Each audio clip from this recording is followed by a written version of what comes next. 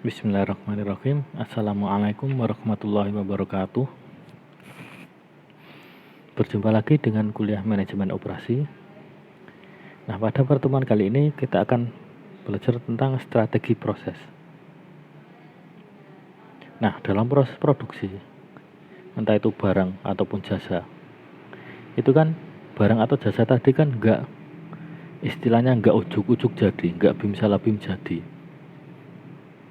tapi butuh sebuah proses untuk agar barang atau jasa itu jadi. Sebagai contoh gini, misal di industri mebel untuk membuat sebuah kursi, prosesnya dimulai dari mencari bahan. Bahannya apa? Berupa kayu. Kayu didapatkan dari mana? Menebang pohon. Pohonnya sudah ditebang, kemudian diangkut, kemudian diproses, dipotong-potong, dihaluskan, kemudian dirakit, dicat, diukir, diberi hiasan, sehingga akhirnya jadilah sebuah kursi yang siap untuk dipasarkan dan digunakan. Nah, itu kan kursi tadi yang sudah jadi itu kan melewati sebuah proses yang panjang kan. Nah, proses inilah yang akan kita pelajari pada perkuliahan kali ini, di mana perusahaan itu perlu untuk membuat strategi terkait proses produksi barang dan jasa. Nah, strategi proses itu apa sih? Strategi proses itu adalah sebuah pendekatan organisasi untuk mengubah sumber daya menjadi barang dan jasa. Jadi strategi proses itu intinya adalah bagaimana perusahaan mentransformasi sumber daya yang dimilikinya untuk bisa menghasilkan barang dan jasa. Tujuannya apa? Tujuannya adalah untuk menemukan cara memproduksi barang dan jasa yang memenuhi persyaratan dari pelanggan dan spesifikasi produk yang ada dalam batasan biaya yang ditetapkan oleh perusahaan. Karena biaya ini nantinya akan terkait dengan penetapan harga kan. Jadi perusahaan itu harus berhati-hati dalam menetapkan harga. Kira-kira konsumen tuh mau menerimanya tuh di harga berapa. Nah, ini akhirnya akan menentukan batasan biaya produksinya nanti. Nah, proses itu sendiri itu punya dampak jangka panjang pada efisiensi produksi, fleksibilitas biaya, dan kualitas barang yang diproduksi. Semakin bagus proses yang dirancang oleh sebuah perusahaan, maka akan semakin meningkatkan efisiensi produksi, menekan biaya, dan meningkatkan kualitas barang yang diproduksi. Nah, ada 4 strategi proses. Kita akan bahas satu-satu, mulai dari yang pertama yaitu fokus pada proses. Fokus pada proses ini mempunyai ciri khas yaitu barang yang dihasilkan itu jumlahnya banyak, jumlahnya rendah, tapi variasinya tinggi. Jadi volumenya dari barang yang dihasilkan adalah volumenya itu rendah, tapi variasinya tinggi. Contohnya misal di restoran. Sebuah bahan baku di restoran, misal ikan nila itu kan bisa diolah menjadi berbagai macam olahan, tergantung keinginan konsumen. Bisa digoreng, dibakar, direbus, dimasak pakai saus, dan lain sebagainya. Nah, itu pun masih bisa dirinci lagi, misal digoreng. Mau digoreng benar-benar kering atau setengah kering. Produknya ini kan custom kan, variasinya tinggi. Satu bahan bisa jadi berbagai macam olahan. Tapi biasanya penjualannya tuh nggak banyak. Nggak semua pelanggan yang datang tuh mau pesan nila, ikan nila. Kalau misal restorannya ini bukan restoran khusus ikan nila loh ya. Kalaupun restoran khusus ikan nila, kan pelanggan yang datang juga sehari itu nggak banyak kan biasanya. banyak-banyak pun berapa sih. Nah, beda halnya dengan strategi proses yang kedua, yaitu fokus pada produk. Ini kebalikannya. Kalau fokus pada proses tadi adalah volumenya rendah, variasinya tinggi. Kalau fokus pada produk ini, variasinya rendah tapi volumenya tinggi. Jadi produk yang dihasilkan adalah produk-produk yang terstandarisasi. Contohnya misal dalam pembuatan kertas A4 misalnya. Kertas A4 itu kan bentuknya gitu-gitu aja. Tapi perusahaan ketika memproduksi dalam jumlah yang sangat banyak kan. Ukuran A4 itu berapa sih? 21 kali 29,7 kalau nggak salah. Nah, nggak mungkin kan bikin variasi A4. Kita rubah deh ukurannya jadi 19 kali 25 gitu misalnya. Nah, nggak jadi A4 akhirnya itu. Karena ukuran A4 adalah 21 kali 29,7 cm. Jadi fokus pada produk ini, dia itu menekankan pada volumenya tinggi tapi variasinya rendah. Nah, strategi yang ketiga itu fokus berulang. Nah, proses berulang itu berada di antara strategi yang terfokus pada produk dan proses. Dia ada di tengah-tengahnya. Nah, proses berulang itu menggunakan modul yang berorientasi pada produk. Nah, modul sendiri itu apa sih? Modul adalah bagian atau komponen produk yang telah disiapkan sebelumnya. Biasanya dalam proses yang kontinu atau berlangsung terus-menerus dan berulang. Nah, proses ini tuh digunakan secara luas di hampir seluruh perakitan mobil dan peralatan rumah tangga yang lebih terstruktur namun kurang fleksibel. Misalnya nih, kalau teman-teman pernah datang ke pabrik mobil atau lihat di YouTube proses perakitan mobil. Mobil itu kan banyak kan.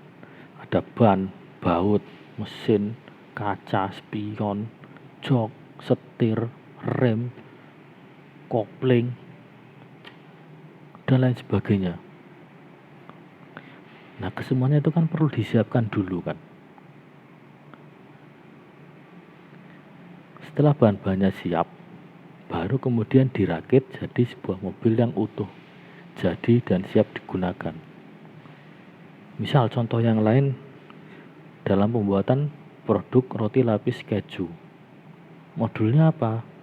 Modulnya ada daging, roti, saus, keju, tomat, bawang yang kemudian itu dirangkai sehingga jadilah akhirnya nanti roti lapis keju. Kemudian yang keempat, fokus kustomisasi massal. Nah, fokus kustomisasi massal ini adalah fokusnya pada produksi yang cepat dan murah yang memenuhi keinginan pelanggan yang unik dan selalu berubah. Jadi keinginan pelanggan itu kan nggak cuma gitu-gitu aja kan. Kadang misal hari ini dia pengen A, besok dia pengen B, besok lagi pengen C. Selera konsumen itu kan selalu berubah-ubah. Nah, fokus kustomisasi massal ini untuk berusaha untuk mengejar itu. Nah, kustomisasi massal ini memberikan kita keragaman produk yang biasanya disediakan oleh manufaktur bervolume rendah yang fokus pada proses dengan biaya seperti manufaktur yang bervolume tinggi dan terstandarisasi yang fokus pada produk. Jadi dia ini menggabungkan keunggulan dari fokus pada proses dan fokus pada produk. Keunggulan dari fokus pada proses itu kan produknya bisa variatif kan, menyesuaikan keinginan pelanggan. Sedangkan keunggulan pada fokus pada produk itu dengan produksi dalam jumlah besar akhirnya bisa menekan biaya produksi. Kustomisasi massal menggabungkan kedua keunggulan tersebut. Nah, kustomisasi massal itu berarti sebuah sistem di mana produk dibuat sesuai dengan pesanan. Jadi ada pesanan masuk baru dibuatkan atau build to order. Nah, mencapai tahap kustomisasi massal ini merupakan suatu tantangan. yang membutuhkan peningkatan kemampuan operasional. Kenapa? Karena dia kan tadi gabungin fokus produk dan fokus proses. Fokus proses tadi custom produknya, cuma diproduksinya dalam jumlah kecil. Sedangkan fokus produk jumlahnya emang besar, tapi produknya bentuknya gitu-gitu aja, nggak variatif. Nah, kalau kustomisasi massal ini dia berusaha untuk custom produk, tapi jumlahnya besar. Nah, ini lebih sulit dibandingkan dua strategi yang awal tadi, fokus produk dan fokus proses. Nah, dalam kustomisasi massal ini, kaitan antar logistik, produksi, dan penjualan itu semakin erat. Para manajer harus menggunakan sumber daya organisasi secara imajinatif dan agresif untuk membentuk proses yang gesit, yang memproduksi produk tertentu dengan cepat dan murah. Jadi nggak sekedar custom, tapi harus bisa cepat dan murah. Nah, beberapa tantangan besar untuk mendapatkan pesanan dalam strategi ini yaitu desain produknya itu harus cepat dan imajinatif. Kemudian desain prosesnya itu haruslah cepat.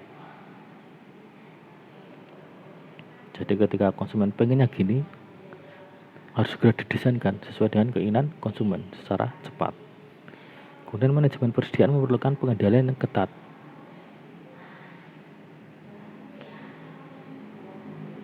Kemudian jadwal yang ketat pada pemesanan dan bahan dari desain hingga pengiriman yang hanya dapat diimplementasikan pada karyawan yang penuh dedikasi.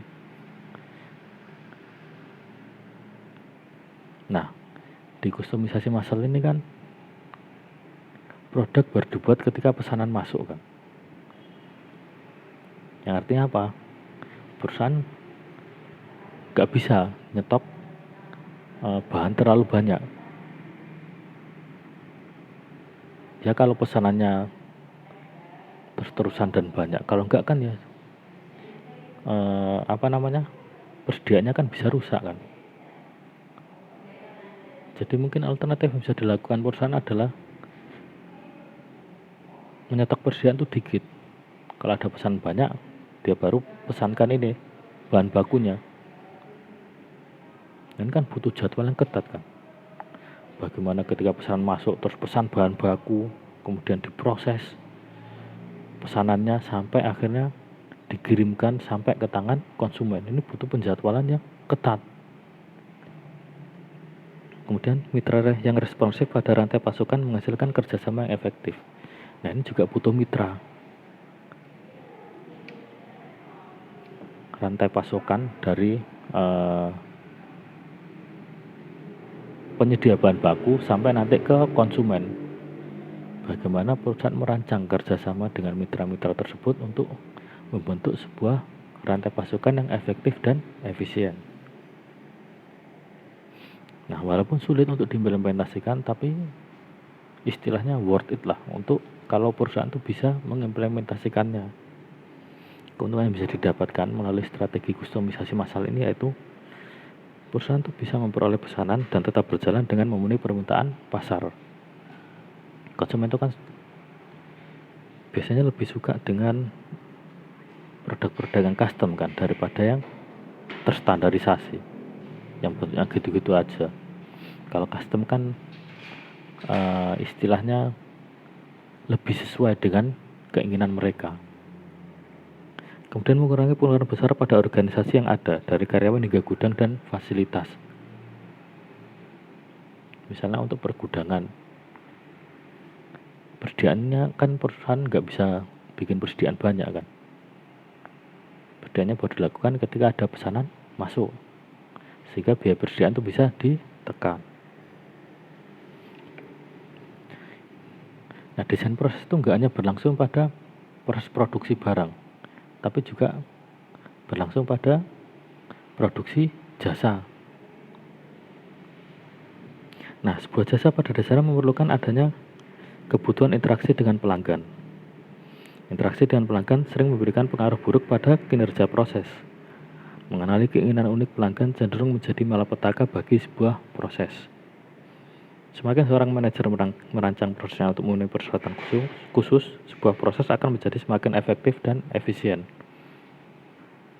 Nah, kenapa bisa jadi malapetaka? Karena sama seperti pada barang tadi, mendesain jasa yang berbeda untuk masing-masing orang itu lebih sulit daripada membuat jasa yang terstandarisasi, yang sama untuk setiap orang. Jadi kalau perusahaan semakin berusaha mengenali karakteristik konsumennya, itu juga di satu sisi bisa jadi bumerang bagi perusahaan, karena harus membuat jasa yang semakin customized untuk konsumennya. Nah, untuk meningkatkan proses pada produksi jasa itu bisa dilakukan melalui dua cara. Yang pertama itu memperhatikan terkait tata letak. Nah, desain tata letak itu merupakan satu kesatuan dalam banyak proses jasa, terutama pada toko eceran, restoran, dan perbankan. Misalnya pada toko retail, tata letak tidak hanya menawarkan produk tetapi juga mendidik pelanggan dan meningkatkan nilai produk. Karena tata letak merupakan satu kesatuan dari banyak jasa, penyajian tata letak yang baik menghasilkan peluang yang kontinu untuk mendatangkan banyak pesanan. Nah, mungkin yang dari prodi retail sudah belajar tentang mata kuliah manajemen retail, mungkin akan tahu tentang tata letak. Bagaimana misal sebuah supermarket itu mendesain tata letak pada tokonya sehingga memfasilitasi konsumen itu misalnya untuk memutari seluruh ruangan. Tujuannya apa? Tujuannya adalah agar konsumen itu membeli lebih banyak daripada yang mereka rencanakan. Jadi misal ketika dia ngelihat ketika muter-muter terus ngelihat barang apa gitu, barang A, sebenarnya dia nggak rencana beli barang A itu, cuma oke aja ntar butuh deh, ya udah beli, atau aku kok pengen dah beli itu ya beli. Jadi tata letak ini punya pengaruh besar dalam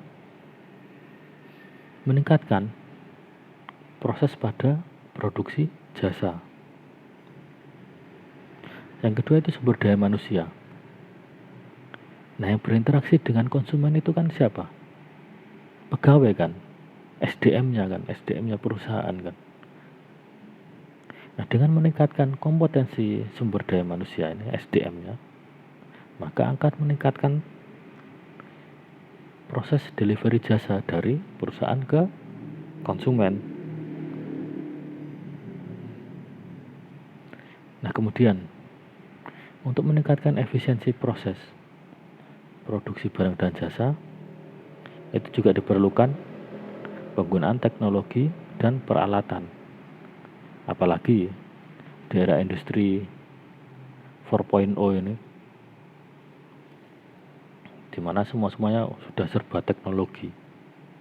Jadi perusahaan pun mau nggak mau harus bisa menerapkan teknologi dalam proses produksinya, baik itu berupa barang ataupun jasa. Nah, tujuan dari penggunaan peralatan dan teknologi ini dalam sebuah proses adalah untuk mencapai fleksibilitas, yaitu kemampuan untuk merespon dengan sedikit pengorbanan waktu, biaya, dan nilai konsumen.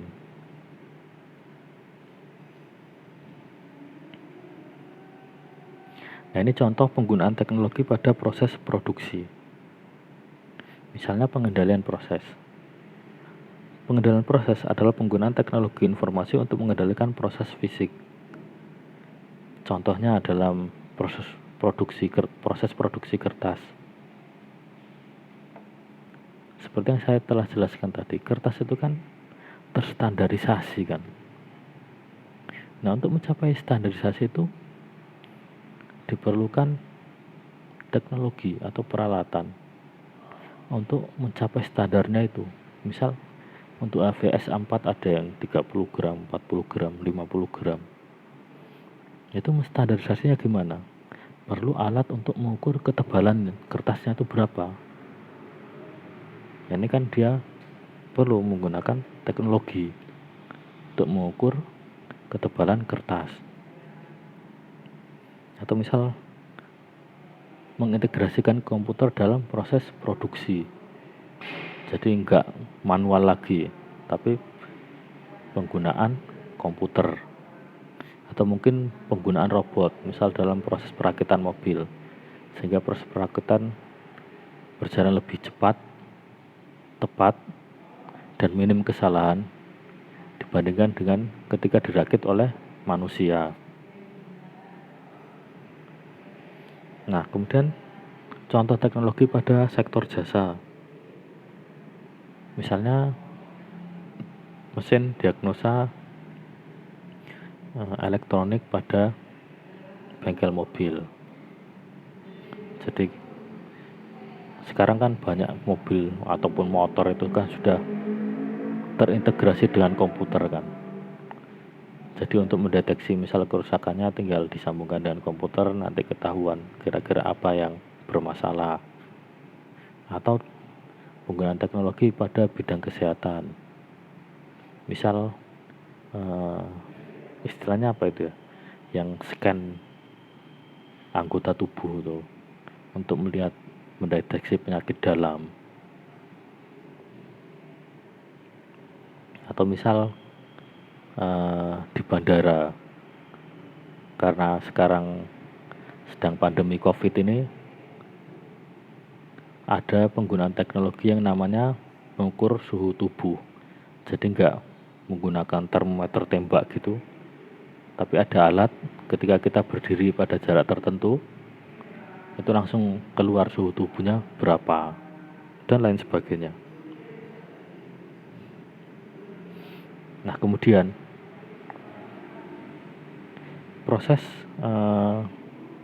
proses itu kalau nggak berjalan efektif, perusahaan perlu untuk mengubahnya, perlu mendesain ulang. Tujuannya adalah agar prosesnya ini itu bisa membawa peningkatan yang signifikan atas kinerja. Ya kalau prosesnya ternyata nggak efektif, nggak efisien, ya perlu kan diubah, perlu didesain ulang untuk mencapai efisiensi. Nah, perancangan ulang tuh bergantung pada evaluasi kembali tujuan dan proses dengan mempertanyakan baik tujuan maupun asumsi yang mendasarinya. Jadi apa sih yang ingin dicapai dari proses produksi barang atau jasa? Prosesnya ini, dari proses ini apa sih yang ingin dicapai? Nah, untuk mencapai tujuan itu, kalau prosesnya ini ternyata istilahnya tuh nggak mampu mencapai tujuan yang sudah ditetapkan, atau kurang mampu, kurang efektif, kurang efisien, maka perusahaan perlu untuk mendesain ulang prosesnya